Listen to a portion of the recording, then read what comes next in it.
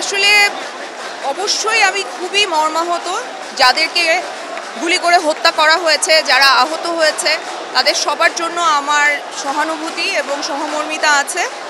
আর আজকে এখানে এসে আসলে আমি বেশ কিছুদিন যাবতীয় আমি বলছিলাম যে আসলে স্টুডেন্টরা তো আমাদেরকে শেখালো কিভাবে প্রতিবাদ করতে হয়। আমার 41 বছর বয়সের এই জীবনে আমি কখনো এই দৃশ্য চোখের সামনে দেখতে পাবো শুধু হয়তো বইতেই পড়তাম, কিন্তু এরকম দৃশ্য আমি জানি না আমি কখনো দেখতে পাবো বলে আমি মনে করি নাই। বিকজ আমরা এতদিন আলাদা আলাদাভাবে সংহতি জানিয়েছি, কিন্তু আজকে স্টুডেন্টদের সমাবেশে আমরা সবাই এসেছি। আমাদের মিডিয়াতে আমাদের পরিচিত যারা আছেন সবাই, গানের শিল্পীরা সবাই আমরা চলে এসেছি ছাত্রদের সাথে মিশে যেতে, তাদের দাবির সাথে মিশে যেতে, তাদের সাথে একাকার হতে। অনেস্টলি এইরকম একটা দিন আমি কখনো দেখবো এটা তো আমি কল্পনাও করিনি। বিকজ আমি জানি না সংগ্রাম কি, আমি জানি না প্রতিবাদ কি, আমি এগুলো দেখিনি।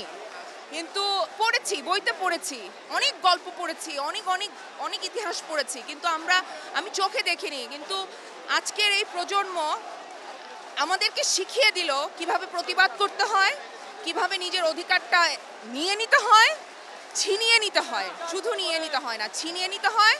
কিভাবে রাজপথে থাকতে হয়, কিভাবে আসলে নিজের দেশটাকে ভালোবাসতে হয়। আমরা আসলে অনেক আমাদের ভেতরটা ঘুণে ধরে গেছিল। আমরা দেশপ্রেমটাকে খুব সস্তা করে ফেলেছিলাম, একটা ট্যাগের মধ্যে ছিলাম যে আমরা ওই ট্যাগটা না হওয়া পর্যন্ত আমরা দেশপ্রেমিক না।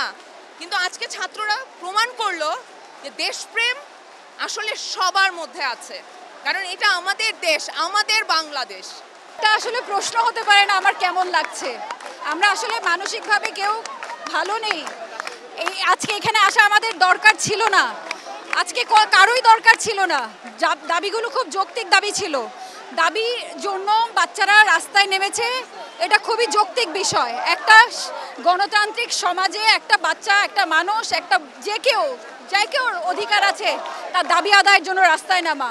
আজকে আমরা এখানে এসেছি, রাস্তায় নামার পরে যে আমাদের ভাই বোন, এই ছোট ভাই বোনদের উপরে যে গুলি চালানো হয়েছে, যে হত্যাগুলো হয়েছে, সেটার বিচারের জন্য এবং যে গণগ্রেফতার হয়েছে সেটার জন্য আজকে আমরা এখানে এসেছি। এটা খুব শান্তিপূর্ণ একটা আন্দোলন হতে পারত, কিন্তু এটা হয়নি। আজকে সব বয়সী মানুষ আসতে বাধ্য হয়েছে, একটা গণজাগরণ হয়ে যাচ্ছে। জাস্ট আজকে এতদিন পরে এসে যে কথাগুলো বলা হচ্ছে যে গণভবন খুলে দেওয়া হলো, সেটা আজকে কেন? আরো 10 দিন আগে কেন খুলে দেওয়া হয়নি? এই আলোচনাটা আরো আগে কেন হয়নি? কেন এতদিন অপেক্ষা করতে হয়েছে? কেন এতগুলো প্রাণ ঝরেছে? কেন এতগুলো বাবা মায়ের বুক খালি হয়েছে? আজকে সেই প্রতিবাদে আমরা এসেছি। এটাই, এখানে কেউ সুখে কিংবা চেহারা দেখাতে আসেনি। এখানে সবাই দুঃখে কষ্টে তাদের মান, তাদের অভিমান, তাদের কষ্ট জানাতে এসেছে। এবং আমরা এটা আসলেই মানি না যে আমাদের ছোট ভাই বোনদের উপর এভাবে অত্যাচার অবিচার হবে, এটা আমরা কেউ মানি না। আমি নিজেকে ধন্য মনে করছি। আমি এই ছাত্রদের সাথে, এই গণজোয়ারের সাথে নিজেকে একাত্মতা ঘোষণা করে আমার নিজেকে ধন্য মনে হচ্ছে। মানে দেখেন, আমি এখানে এসেছি কিন্তু কোনো পলিটিক্যাল কোনো এজেন্ডা নিয়ে না। আমি এসেছি আমার অস্তিত্বের সংকটে। কারণ আমার না দম বন্ধ হয়ে আসতেছিল, মেনে নিতে পারতেছিলাম না। এই যে লাশের পর লাশ, খুনের পর খুন, এইটা আর নিতে পারতেছিলাম না। মনে হচ্ছিল যে না, আর কত, এটা এখন থামুক, একটু শান্তি ফিরে আসুক, এই আর কিছু না। ঠিক আছে, এখন এইটার কি হবে আমি জানি না। তবে আমি একটা কথাই বারবার খালি আমার কাছে মনে হয় যে শিশুটা মারা গেল, যে বাবা মারা গেল, যে মেয়েটা মারা গেল, এ তো আর জীবন ফিরে পাবে না। তো ওর সংসারে কি হবে? একদিন হয়তো এই আন্দোলন থেমে যাবে, অন্যায় অবিচারের বিচার হবে, পলিটিক্যাল সিচুয়েশন চেঞ্জ হবে, কিন্তু যে জীবন দিল সে তো আর জীবন ফিরে পাবে না। যে মায়ের সন্তান হারালো সেই মা তো আর সন্তান ফিরে পাবে না। যে স্বামী হারালো সে তো আর স্বামী পাবে না। এটার কি হবে?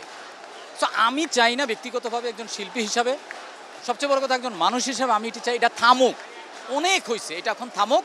ছাত্ররা যে দাবি দাবাগুলো করছে এইটা মেনে নিক, একটা সিদ্ধান্তে পৌঁছাক, এইটা আমি চাই শিল্পী হিসাবে এবং মানুষ হিসাবে। Thank you.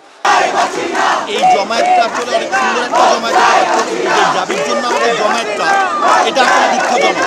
ছাত্ররা রাস্তায় মরে পড়ে থাকবে, মন চাইলে ফায়ার ওপেন করা হবে। এটা আসলে কোনোভাবেই কাম্য না। আমার টাকায় কেনা বন্দুক, আমার টাকায় বুলেট, আমার টাকায় পুলিশের যখন বেতন হয়, তাদের কোনো অবস্থাতে আমার ছাত্রদের উপর গুলি চালাতে পারে না। ছাত্ররা রাস্তায় নেমেছে, এতগুলো ছাত্র যখন রাস্তায় নামে তাদের দাবির একটা যৌক্তিকতা থাকবেই। সেই যৌক্তিক দাবিটা শুনতে হবে, ভিন্ন মতের ডাক দিতে হবে। সেই মতের সাথে একমত না হলেও তাদেরকে দমন করা যাবে না। আমি এটার বিরুদ্ধে তীব্র ভাষায় নিন্দা জানাই। এই জন্য আমি আজকে রাস্তায়।